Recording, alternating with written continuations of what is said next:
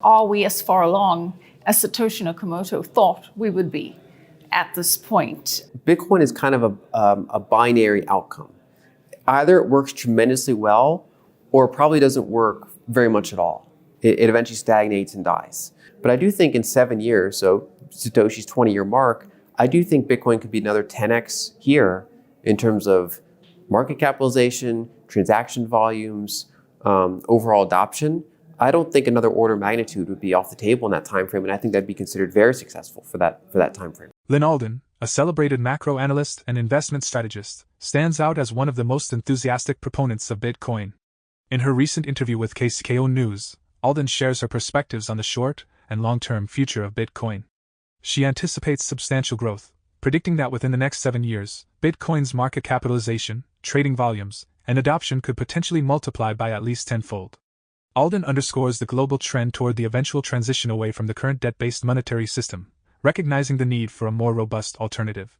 Especially in countries facing high inflation and currency devaluation, citizens often turn to stronger currencies like the US dollar, as witnessed in various nations, including Egypt, Lebanon, Venezuela, Argentina, and Zimbabwe. However, Alden also notes that the US dollar is currently grappling with its own challenges, primarily stemming from diminishing demand for U.S. treasuries and the need for the Treasury Department to issue trillions of dollars in debt-based securities in the coming months. The prospect of rising yields to attract investors is a concern, particularly as local investors become the primary buyers of these bonds. This could potentially lead to further economic recirculation at a time when inflation appears to be slipping beyond the Federal Reserve's control. Consequently, Alden believes that Bitcoin, as a viable alternative, will become the refuge of choice for many, including U.S. investors. The discussion with Lyn Alden in the accompanying video reveals her compelling insights, culminating in a striking prediction of Bitcoin's value multiplying by 10 times within a specified time frame. Be sure to watch the entire video to fully grasp her remarkably bullish outlook on Bitcoin's future. Please take a moment to like this video, subscribe to the channel, and don't forget to drop your comment and observations in the comment section below. Thanks and enjoy the video. The way that markets work in terms of money, especially on the global scale, is that over time, people want to get out of weaker monies as they can. And if there's all this kind of fencing that kind of keeps them in, but technology is a way to kind of break through that. And so it's when we see kind of these countries fail, like these currencies fail, they generally don't return to the gold standard. They if anything, they dollarize. Mm-hmm. That's usually their go-to. And so we generally see that as developing countries have currency problems, the developing currencies kind of get inroads in there. And the big question is what happens when eventually these major developed currencies fail or begin to have their kind of ongoing inflationary spiral in a similar way you see in emerging markets. So basically when their debt levels get so high, when their interest expense is completely untenable, when we have a energy shortage, for example, and you see kind of just money printing from these central banks, what happens then? What is the apex predator asset that comes after them? In a similar way that the dollar comes after Argentina, comes after Lebanon, what comes after these major currencies when they eventually start to have problems? And really the only two options I think are gold or Bitcoin. In a world where Bitcoin was never invented, gold would be the only possible fallback mechanism to recapitalize the system, reset, and unfortunately probably build the whole system again. You probably would fractional reserve gold again and kind of repeat this cycle over another century. I don't know. Bitcoin presents another path we can take, and the question becomes, will Bitcoin remain secure and decentralized enough to kind of hold that burden? It's scarcer than gold in the sense that it has lower terminal supply, so eventually zero inflation, compared to gold's on average 1.5% inflation per year.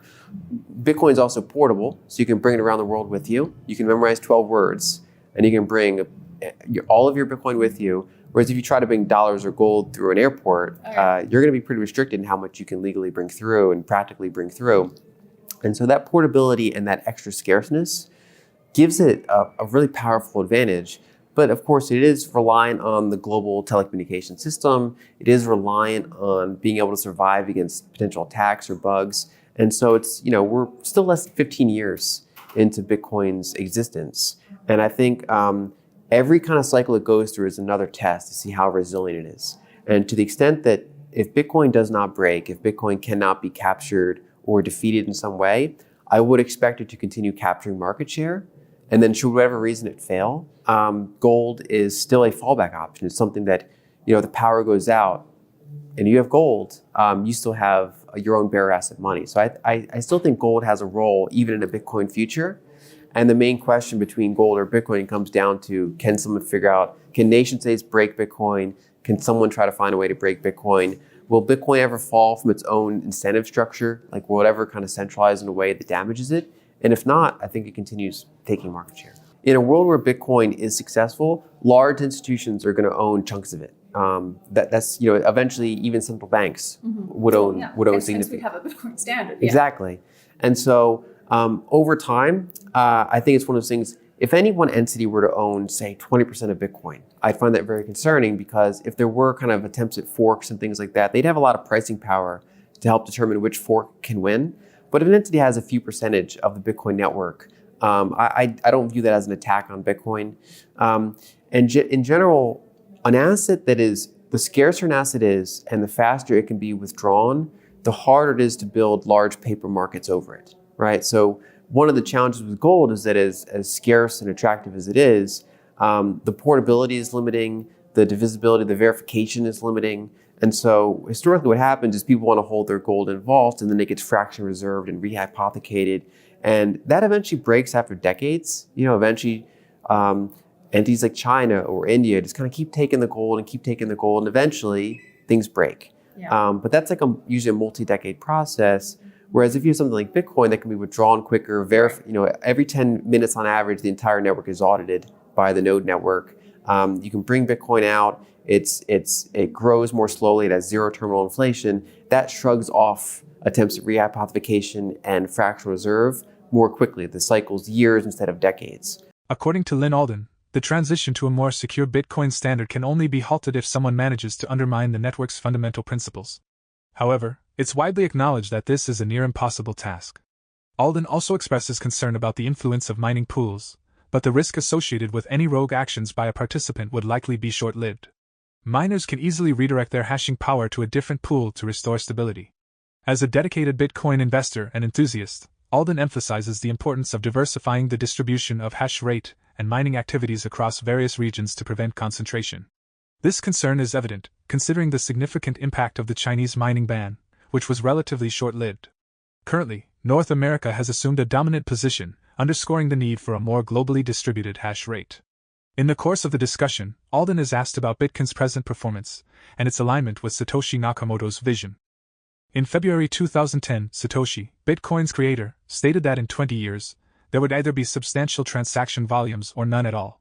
As Satoshi's timeline extends to 2030, which is just 7 years away, Alden provides her prediction on the anticipated growth of Bitcoin as both an asset and a network by that time. That brings up the question of, are we as far along as Satoshi Nakamoto thought we would be? Bitcoin is kind of a binary outcome. Either it works tremendously well, or it probably doesn't work very much at all. It eventually stagnates and dies. And so basically saying 20 years from now, does something kill it? Does nobody want to use it? Do people find something better? If so, then you're not going to have almost any volume, perhaps no volume.